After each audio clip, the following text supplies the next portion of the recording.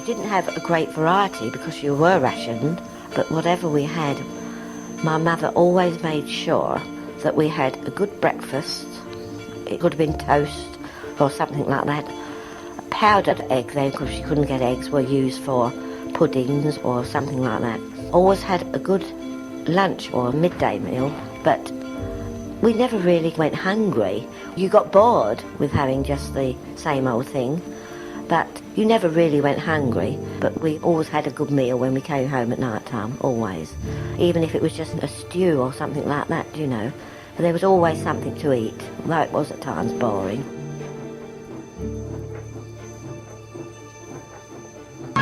There wasn't any shooting, but this ordinary shopping street has been the scene of a revolution, a social revolution caused by the war, which has changed the buying habits, and therefore the living habits, of the British people as drastically as bombs changed their towns. Pre-war, Great Britain imported 2/3 of the food it ate, and it ate pretty well. Mrs. Bill Green, an average British housewife, filled her market basket with her choice of foods brought from all over the world. She bought as much as she wanted, of anything she could afford. But on that old system, the British could never have survived the war, so they cut down their food imports by half. They rationed all basic foods except bread and vegetables. They controlled prices strictly. It put the $1-a-day man on an eating level with a $1-a-year man. There are 4 in the Green family. Their basic rations don't amount to much, but they are sure of getting them every week.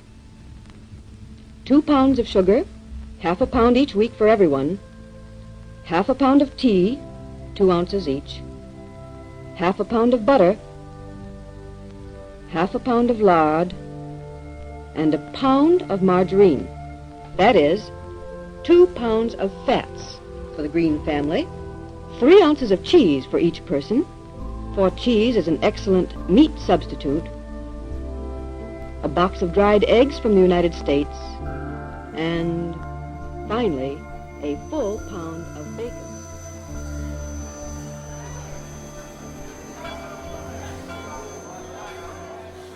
For centuries now, tracks of steel and timber have linked the industrial world together, allowing for the swift movement of people, their possessions and produce. The importance of food supply to military success is highlighted in a well-known, however often mistakenly attributed quote to Napoleon Bonaparte: "An army marches on its belly." The earliest strong match known to this saying appeared in the 1858 work History of Frederick II, called Frederick the Great, by the prominent philosopher, essayist and historian Thomas Carlyle. The saying occurred in the description of an earlier unsuccessful military endeavour. Quote, "They were stronger than Turk and Saracen, but not than hunger and disease.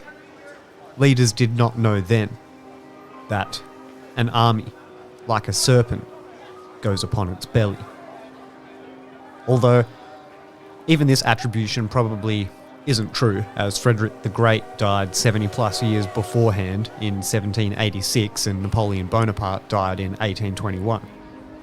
What we can all agree on, though, is someone was clearly trying to convey how important strong logistics and food supply is to any war effort. And not much has changed in the centuries that have since passed. Canned goods, what few there are, and spaghetti, breakfast food, and all that sort of thing, are rationed on the points system. And since all prices are controlled, housewives can afford the cost in money. It's the cost in points that's the problem. Threaded wheat, for example, is 3 points. The jar of jam is on the basic ration. When Mrs. Green has collected all her groceries, she has to start thinking about the meat ration. Meat is rationed by value, 23 cents worth for everybody each week. It works out at an average of £1 a week on each individual's plate. While Mrs. Green stands in line for her meat, Bill Green gets ready to take the 10:30 morning express to Birmingham. Because he works on the railway, Bill gets an extra tea allowance, for tea is as precious to British workers as coffee is to Americans. Bill must get along on odds and ends of meat substitutes in his sandwiches, but he doesn't grumble if he gets plenty of tea strong enough for a mouse to trot on.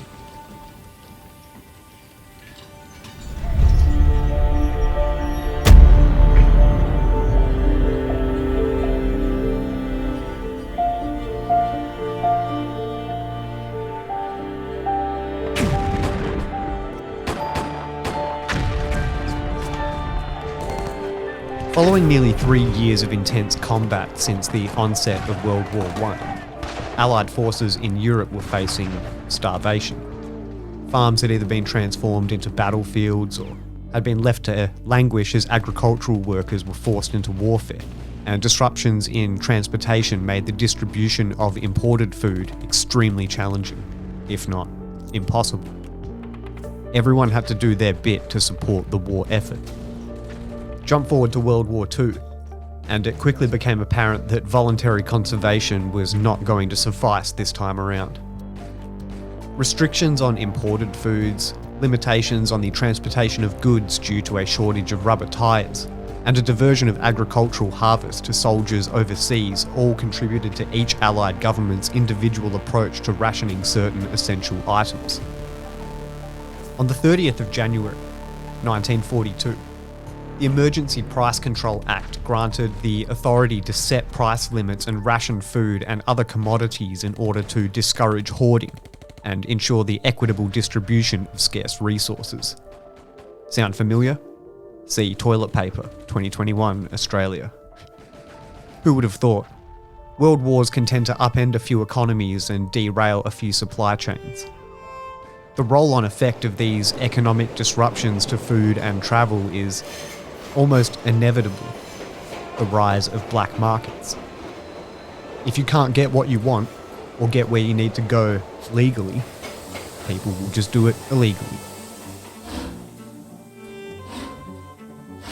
This was certainly the case in many of the active war fronts of World War II, and especially in Axis-controlled areas of Europe. It was not at all uncommon for freight and passenger trains to be overloaded with illegal goods and people attempting to cheaply reach their destination. Mostly authorities just turned a blind eye. In the Apennine Mountains of Italy, one such black market train enters a tunnel on its regular weekly journey. When it eventually does come back out, more than 500 of its passengers are dead. Helen Green, who was drafted to work in a tank factory, does a semi-skilled job of drilling for at least 48 hours a week. She eats her lunch in a factory canteen. Since the war began, 10,000 new canteens have been started, mostly in factories and schools. These canteens get extra allowances of food. Jimmy, the baby of the family, and his pal have had a good lunch at school, but Jimmy can never get enough candy to fill his sweet tooth. His ration, like everybody's, is only 3 ounces a week. He finished that days ago. But his chum is a hoarder. He has saved a whole month's ration. Saving has always seemed rather an anemic virtue to Jimmy, except at such moments as this. But maybe he can persuade his chum to do a little bartering. Candy is worth more than a penknife in a swap.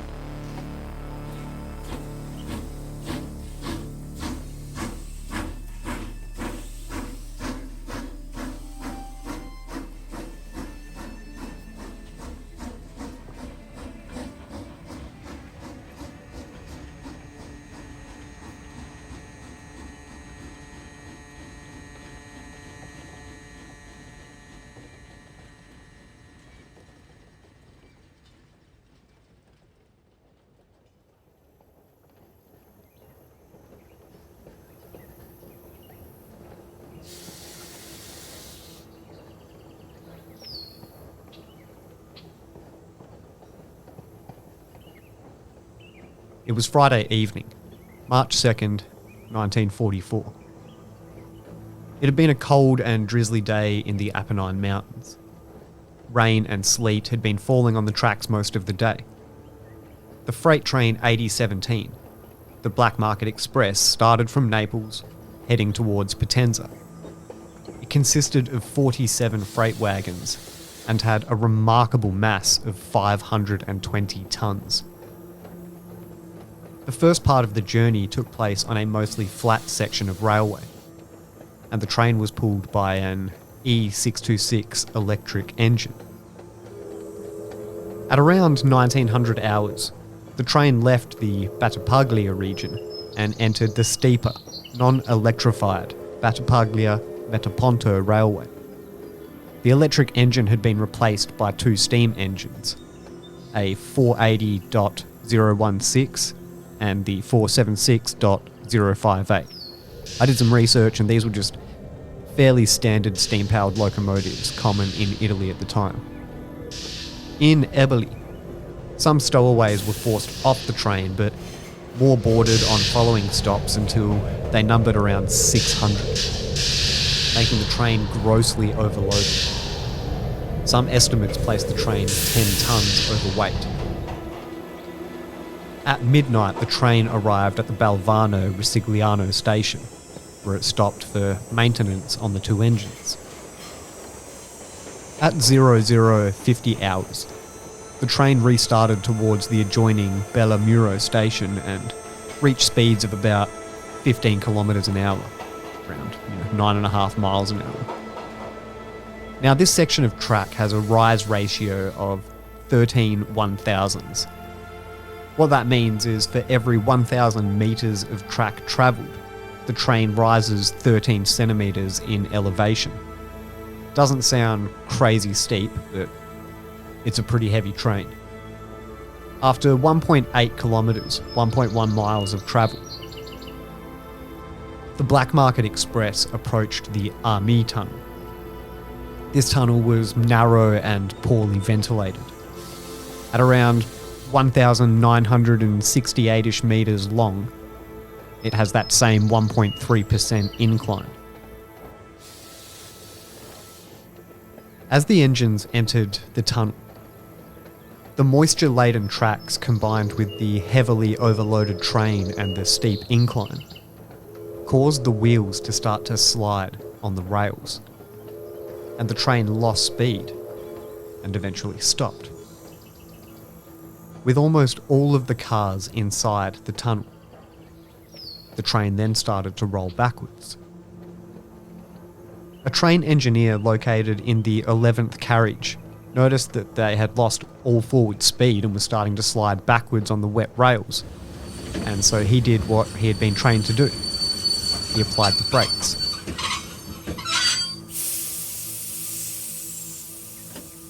This technically was the correct move, as it was not uncommon for train cars to disconnect from the main engine, and in this case you would apply the brake. In the front 476 locomotive, the 25-year-old conductor in charge ordered more coal to be shoveled into the engine to increase power immediately. Little could he know that this act sealed the fate of some 500 plus souls on board.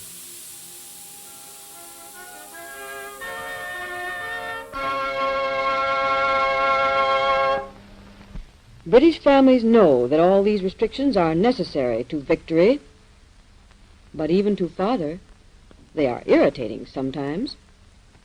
Tobacco, beer, and all the other things that I consider necessities, they class as luxuries and are taxed accordingly.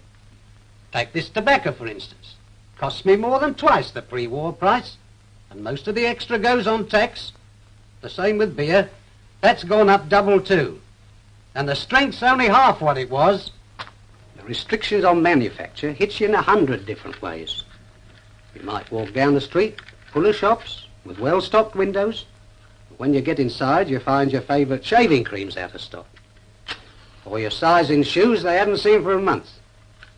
We've got to get a permit to buy furniture. And the book you want is out of print. we have to search for substitutes. But wherever you go, in every shop, you've got to pay a purchase tax on luxuries. It might be 60% on the original price, or 100%. But it puts a lot of things beyond our pocket. Jimmy, Yes, ma'am? it's time you bought another savings stamp. Have a bit of chocolate, ma'am? I thought you'd spent all your sweet coupons. You haven't been shopping, have you? Well, I've got 5 bars of chocolate and a bag of candy from Tommy. And what did you give him? My savings stamps.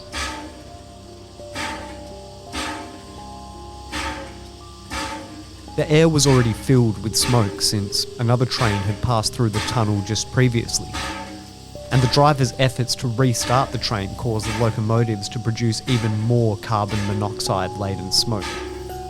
After all, it wasn't the best quality coal. It burned poorly and produced a lot of smoke. Now, humans have maintained a complex relationship with carbon monoxide since first learning to control fire circa 800,000 BCE. Primitive caveman probably discovered the toxicity of carbon monoxide poisoning upon introducing fire into their dwellings, quickly after they started passing out and dying. The early development of metallurgy and smelting technologies emerging circa 6000 BC through the Bronze Age likewise plagued humankind from carbon monoxide exposure. Early civilizations developed mythological tales to explain the origin of fire, such as Vulcan, Fermat, Prometheus from Greek mythology who shared fire with humans. Aristotle first recorded that burning coals produced toxic fumes. Greek physician Galen speculated that there was a change in the composition of the air that caused harm when inhaled. Documented cases by Livy and Cicero allude to carbon monoxide being used as a method of suicide in ancient Rome. Emperor Lucius Verus used smoke to execute prisoners. In the 15th century, coal miners believed sudden death was caused by evil spirits. Carbon monoxide poisoning has been linked to supernatural and paranormal experiences like witchcraft, etc. It tends to take us humans a while to catch on to these things in, a scientific and reasoned sense. We tend to just blame witches or the devil for a few hundred years first. But back to the train stuck in the tunnel.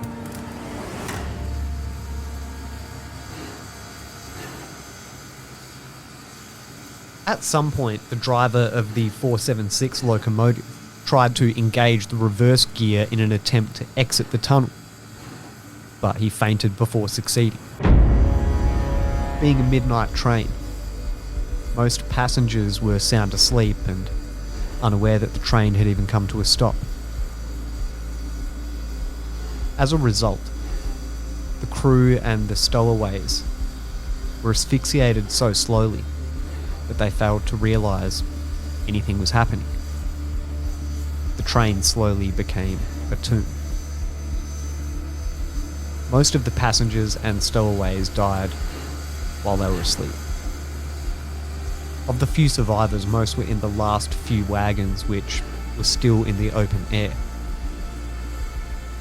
At 0510 hours, 4 hours after the train departed the Balvano station, the station master learned of the disaster from the last car's brakemen, who had walked back to the station, choking and coughing. All he could mutter was, "They're all dead." 15 minutes later, a locomotive reached the site of the Black Market Express, but the many corpses on the track prevented it from removing the train from the tunnel. Only some 40 survivors in the last wagons could be assisted.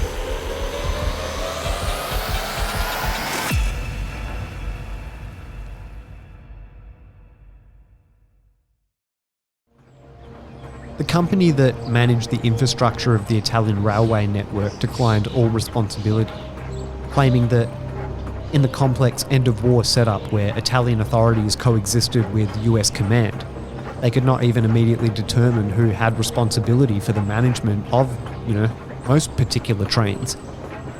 However, the company could be blamed because at that time, despite the high demand on the route between Naples and Potenza, there was only one scheduled passenger train, the 8021, which left from Naples twice a week on Wednesdays and Saturdays. This prompted an increase in illegal riding of the freight trains, like 8017. In an attempt to prevent further criticism, but really just to shut everyone up, the Ministry of Treasury issued to the families of all the identified victims the same compensation which was given for war victims, although it was paid more than 15 years afterwards. To quote one source from the inquest, "Death rode the Balvano Limited. Not before or since the bizarre disaster aboard Italian freight train number 8017 has such an incident occurred. The main reason it's so unheard of, it happened during World War II, so the details were censored, not to be published until years later. The Balvano Limited, the 8017 from Naples, the Black Market Express, was not involved in a collision, nor was it bombed, strafed by an enemy fighter, or derailed. Yet the loss of life within 1 hour made it one of the most tragic rail disasters of the century.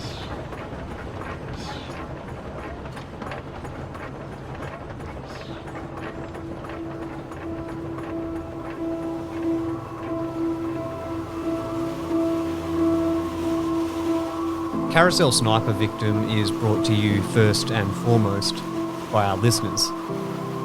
You. Yes, you. If you weren't listening right now, there wouldn't be much point in producing more awesome stories, apart from me getting them out of my head. But also, Carousel Sniper Victim is a Dead Glass Design studio production.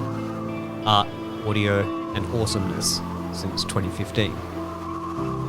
This episode was researched, written, and narrated by yours truly, Sean Jeffrey, with additional production by Ursula Anthony, Evelyn Ruth, and Dan Vanderveen. These stories are made possible by the generous support of our patrons.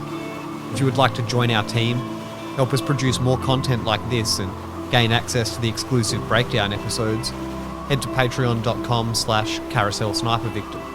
Or if you just want to get in contact or make a one-off contribution towards production costs, maybe you want to suggest an episode, just head to carouselsnipervictim.com.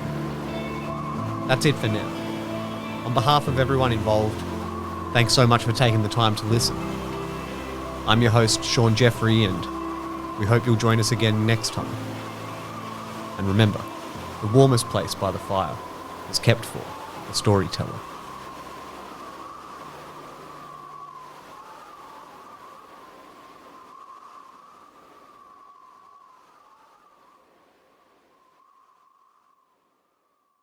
Greetings, fellow podcast enthusiasts. It's your host, Sean here, speaking in a position that's, an argument from authority, because look at all these books and such. I do so much learning here.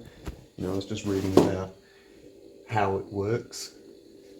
I don't know what, But anyway, thanks for all your support. Go jump on the Patreon and help us make more dumb videos like this. They take so long. So long. But anyway, back to your own resources.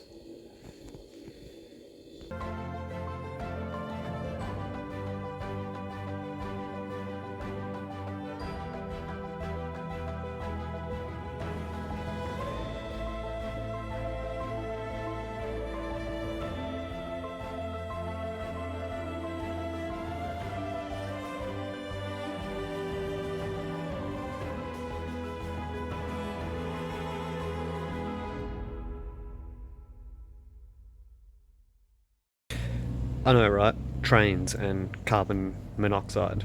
It's pretty loose. Pretty crazy story. Look, it's a grapevine. This is the closest thing I could find to, being in Italy. So, until next time.